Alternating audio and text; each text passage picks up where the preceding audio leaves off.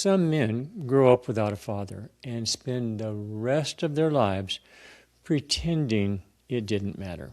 Now, they build strength, they build discipline, and sometimes they even build success.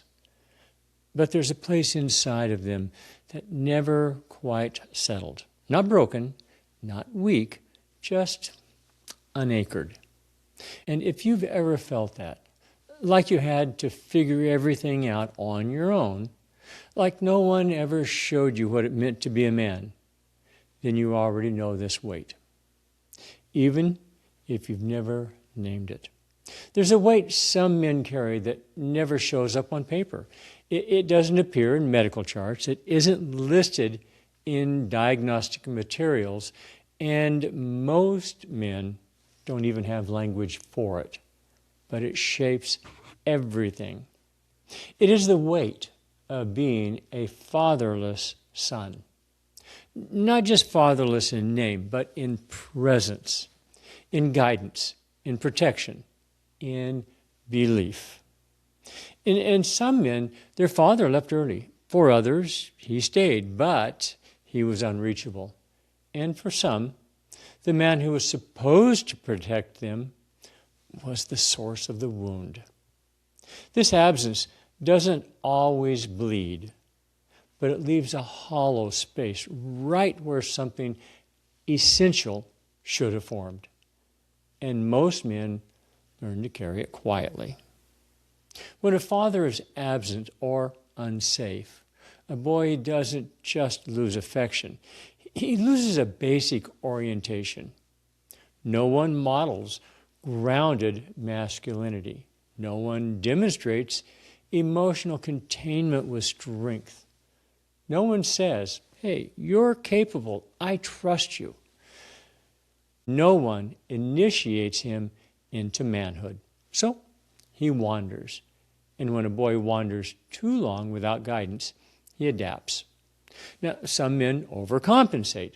They become hard, controlling, relentless. Others disappear. They become agreeable, invisible, easy to just overlook. Many become successful, but inwardly unanchored. They look stable, but they don't feel solid. You might look at your life and say, I turned out fine, and maybe you did survive. Maybe you built a career, a family, a reputation. But the wound doesn't measure success. It shows up in subtler ways. Chronic self-doubt. No matter how much you achieve, which I did, a need for approval from women or authority figures. For me, it was women. Overreacting to criticism or collapsing under it. Difficulty trusting other men.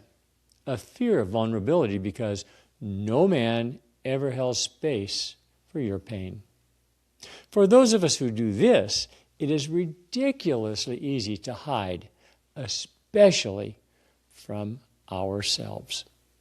If you have ever said you're more comfortable around women than men, there's a reason for that.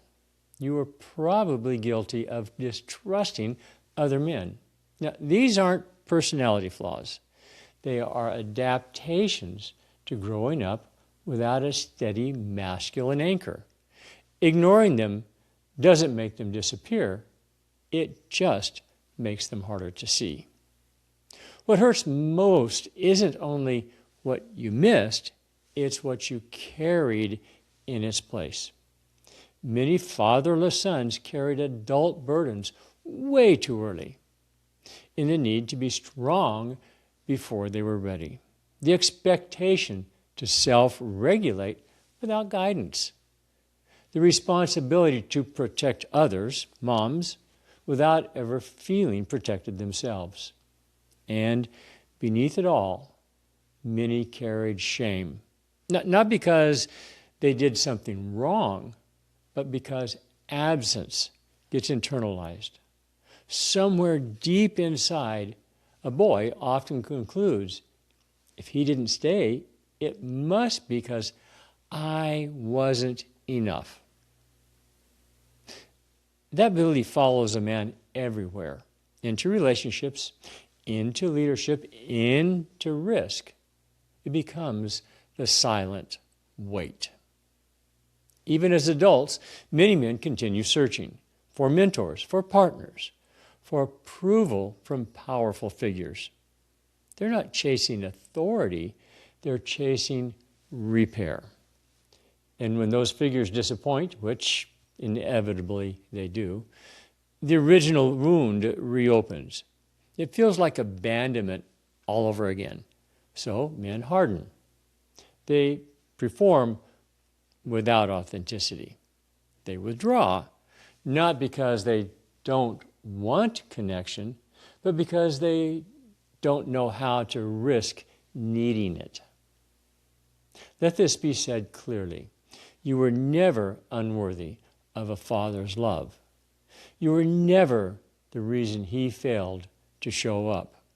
You were never too much or not enough. You were a boy who needed a man, and that man was absent, broken, or afraid himself. That was not your fault.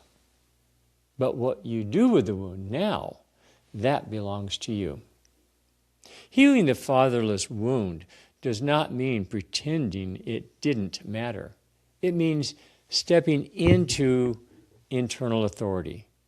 Not to replace your father, but to become the man you needed. That begins with truth, not blame, not rage, just the quiet admission, I needed him and he wasn't there. A grounded man can say that with recognition, not collapsing. From there you begin to build self-trust, boundaries, direction, containment. You stop outsourcing authority and you stop waiting for permission. You become your own reference point. Now, one of the hardest things about being fatherless is building masculinity without guidance. No rituals, no modeling, just trial and error and judgment. It is difficult, but eventually you learn real masculinity does not come from dominance, it comes from coherence, integrity over approval, purpose over performance, presence over perfection. Now, these are not ideas, they are lived choices. This is what father energy looks like when it grows from the inside out. You may always carry the scar, but scars are not weakness. They are proof of survival. Men who walk this path often develop discernment. They recognize real strength, compassion.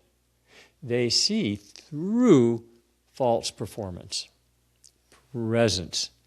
They show up because they know the cost when no one did. The wound does not disappear. It transforms. You're not broken. You are not less of a man. And you were never the reason he wasn't there. Some men spend their whole lives trying to outrun that absence. Others, hopefully you and I, eventually turn and face it. And when they do, something changes. Not all at once, but enough to begin.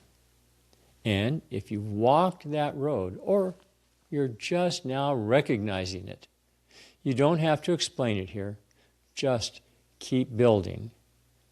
Keep becoming.